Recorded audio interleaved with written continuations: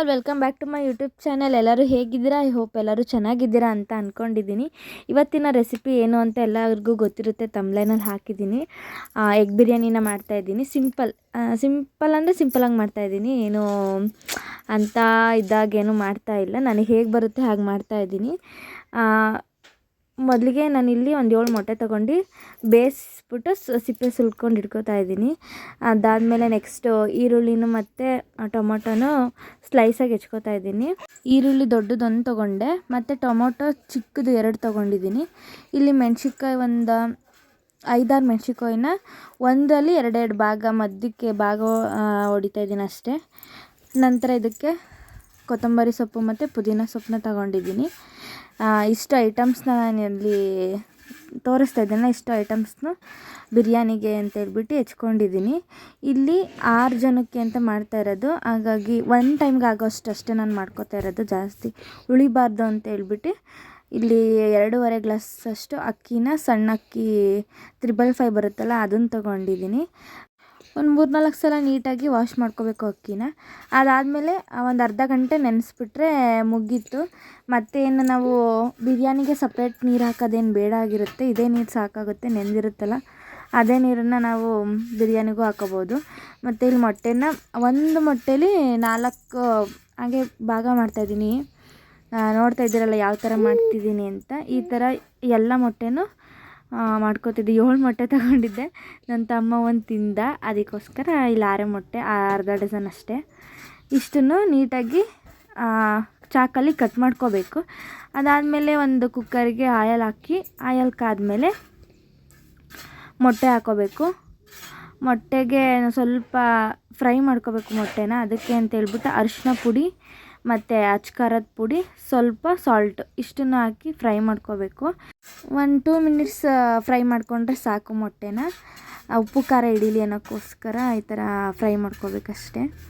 ಅದಾದಮೇಲೆ ಬೇರೆ ಒಂದು ಪ್ಲೇಟಿಗೆ ಸರ್ವ್ ಮಾಡ್ಕೋಬೇಕು.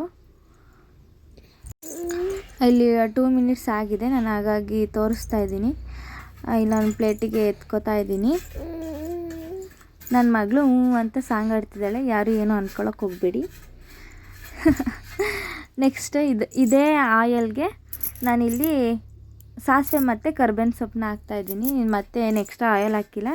ಅದಾದಮೇಲೆ ಬಿರಿಯಾನಿ ಸ್ಪೈಸಸ್, ಬಿರಿಯಾನಿ ಎಲೆ, ಮರಾಠಿ ಮೊಗ್ಗು, ಸ್ಟಾರು ಇರುತ್ತಲ್ಲ ಬಿರಿಯಾನಿದು ಐಟಮ್ಸು, ಅದೆಲ್ಲನೂ ಹಾಕಿ ಫ್ರೈ ಮಾಡ್ಕೊಂಡು ನೆಕ್ಸ್ಟು ಹೆಚ್ಚಿಟ್ಟಿರೋ ಅಂಥ ಈರುಳ್ಳಿನ ಹಾಕ್ಕೊತಾ ಇದ್ದೀನಿ. ಮುದ್ದು ನನ್ನ ಮಗಳು ಸೌಂಡ್ ಬೇರೆ ಮಾಡ್ತಾಯಿದ್ದಾಳೆ.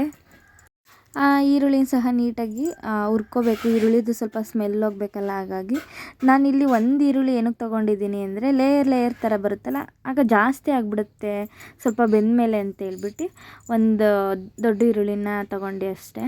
ಇನ್ನು ಟೊಮೊಟೊ ಹಾಕಿ ನೆಕ್ಸ್ಟು ಅದನ್ನು ಸ್ವಲ್ಪ ಫ್ರೈ ಮಾಡ್ಕೊಳ್ಳೋಣ.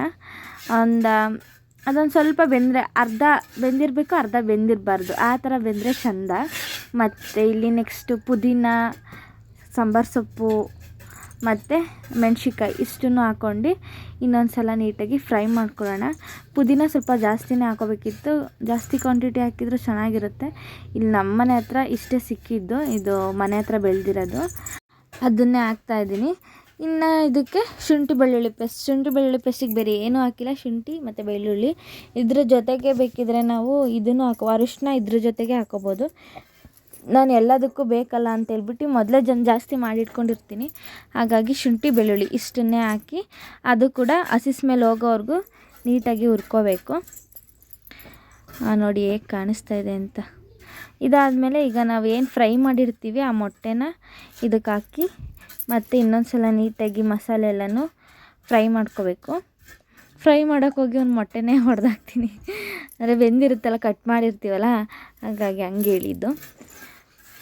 ಹಂಗೇನೂ ಕೂಡ ಹಾಕೋಬೋದು. ಒಂದು ಮೊಟ್ಟೆನ ಸಪ್ರೇಟ್ ಅಂದರೆ ಬೇಯಿಸಿರಲ್ವಲ್ಲ, ಹಸಿ ಮೊಟ್ಟೆನ ಹಾಕ್ಕೊಂಡು ಫ್ರೈ ಮಾಡ್ಕೊಂಡ್ರೆ ಇನ್ನೂ ಚೆನ್ನಾಗಿರುತ್ತೆ. ಆದಮೇಲೆ ನೆನೆಸಿಟ್ಟಿರೋವಂಥ ಅಕ್ಕಿ ಮತ್ತು ನೀರು ಎರಡೂ ಹಾಕಿ ಒಂದು ಸಲ ನೀಟಾಗಿ ಮಿಕ್ಸ್ ಮಾಡ್ಕೋಬೇಕು. ನೋಡಿ ಹೇಗೆ ಕಾಣಿಸ್ತಾ ಇದೆ ಅಂತ ಹೇಳಿ. ಅರಿಶಿನ ಜಾಸ್ತಿ ಕೆಂಪು ಕಾಣಿಸ್ಬೇಕು ಅಂತಂದರೆ ಅರಿಶಿನ ಹಾಕಿ, ನಾನು ಸ್ವಲ್ಪ ಹಾಕಿದ್ದೀನಿ. ಅದಾದಮೇಲೆ ಖಾರ ಜಾಸ್ತಿ ತಿಂತೀವಿ ಅನ್ನೋರು ಸ್ವಲ್ಪ ಇನ್ನೂ ಒಂದು ಸ್ವಲ್ಪ ಅಚ್ಕಾರ ಪುಡಿನ ಹಾಕ್ಕೋಬೋದು. ನಾನಿಲ್ಲಿ ಹಾಕಿದ್ದೀನಿ. ನೆಕ್ಸ್ಟು ಗರಂ ಮಸಾಲೆನ ಕೂಡ ಹಾಕೋತಾ ಇದ್ದೀನಿ. ರುಚಿಗೆ ಎಷ್ಟು ಬೇಕಷ್ಟು ಉಪ್ಪು ನೋಡಿ ಹಾಕ್ಕೊಳ್ಳಿ. ಜಾಸ್ತಿ ಉಪ್ಪಾಗಿಬಿಟ್ರೆ ಕಷ್ಟ. ಹಾಗಾಗಿ ನಾನಿಲ್ಲಿ ನೋಡಿದೆ ಸಪ್ಪೆ ಆಗಿತ್ತು ಅಂತ ಹೇಳ್ಬಿಟ್ಟು ಮತ್ತೆ ಉಪ್ಪು ಹಾಕಿದ್ದೀನಿ. ಅದಾದಮೇಲೆ ಲಾಸ್ಟಿಗೆ ಚಿಕನ್ ಬಿರಿಯಾನಿ ಪೌಡ್ರ್ ಇರುತ್ತಲ್ಲ ಅದನ್ನೇ ಹಾಕ್ತಾಯಿದ್ದೀನಿ. ನಾನು ಎಗ್ಗಿಂದೇನು ಹಾಕಕ್ಕೆ ಹೋಗಿಲ್ಲ, ಚಿಕನ್ ಬಿರಿಯಾನಿದೇ ಇತ್ತು ಅಂತ ಹೇಳ್ಬಿಟ್ಟು ಅದನ್ನೇ ಹಾಕ್ತಾಯಿದ್ದೀನಿ. ಅಂತೂ ಆಮೇಲೆ ಲಾಸ್ಟಿಗೆ ನನಗೆ ಸಪ್ಪೆ ಉಪ್ಪು ಏನೂ ಗೊತ್ತಾಗಲ್ಲ ಅಂತೇಳಿ ನಮ್ಮ ಆಂಟಿ ಸ್ವಲ್ಪ ಉಪ್ಪು ಸಪ್ಪೆ ಮಾಡಿಬಿಟ್ಟಿದ್ಯಾ ಅಂತೇಳಿ ಅವ್ರು ಇನ್ನೂ ಸ್ವಲ್ಪ ಉಪ್ಪು ಹಾಕಿದ್ರು, ಅದನ್ನು ಆ್ಯಡ್ ಮಾಡಿದ್ದೀನಿ ನಾನು. ಅದಾದಮೇಲೆ ಇನ್ನೊಂದು ಸಲ ನೀಟಾಗಿ ಮಿಕ್ಸ್ ಮಾಡ್ಕೊಂಡು ಕುಕ್ಕರ್ ಕ್ಲೋಸ್ ಮಾಡಿ ಒಂದು ವಿಷಲ್ ಹಾಕ್ಸಿದ್ರೆ ಸಾಕು. ತುಂಬ ಸೂಪರಾಗಿ ಬಿರಿಯಾನಿ, ಮೊಟ್ಟೆ ಎಗ್ ಬಿರಿಯಾನಿ ಬರುತ್ತೆ. ಇದು ಮಾಮೂಲಿ ನಾನು ಮಾಡೋ ಥರನೇ ನಾನು ಇಲ್ಲಿ ತೋರಿಸಿರೋದು, ನಾನೇನೇ ಬೇರೆ ಥರ ಏನೂ ಮಾಡಿಲ್ಲ. ಒಂದು ಸ್ವಲ್ಪ ಹೊತ್ತು ಸ್ಟೀಮಲ್ಲಿ ಬಿಟ್ಬಿಟ್ರೆ ಸಾಕು, ಸಕ್ಕತ್ತಾಗಿರುತ್ತೆ ಎಗ್ ಬಿರಿಯಾನಿ.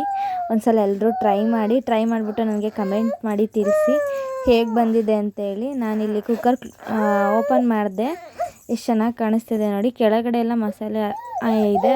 ಒಂದು ಸಲ ನೀಟಾಗಿ ಮಿಕ್ಸ್ ಮಾಡ್ಕೊಬಿಟ್ರೆ ಸಾಕು, ಸೂಪರಾಗಿರೋಂತಹ ಎಗ್ ಬಿರಿಯಾನಿ ರೆಡಿ.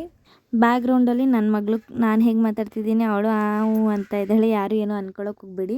ಈ ರೆಸಿಪಿ ನಿಮಗೆ ಇಷ್ಟ ಆಗಿದೆ ಅಂತ ಅಂದ್ಕೊತೀನಿ. ಎಲ್ಲರೂ ಒಂದು ಸಲ ಟ್ರೈ ಮಾಡಿ ನನಗೆ ಕಮೆಂಟ್ ಮಾಡಿ ತಿಳಿಸಿ. ಪ್ಲೀಸ್ ವಿಡಿಯೋ ಇಷ್ಟ ಆಗಿದ್ರೆ ಲೈಕ್ ಮಾಡಿ, ಶೇರ್ ಮಾಡಿ, ಕಮೆಂಟ್ ಮಾಡಿ, ಸಬ್ಸ್ಕ್ರೈಬ್ ಮಾಡಿ. Thank you for watching.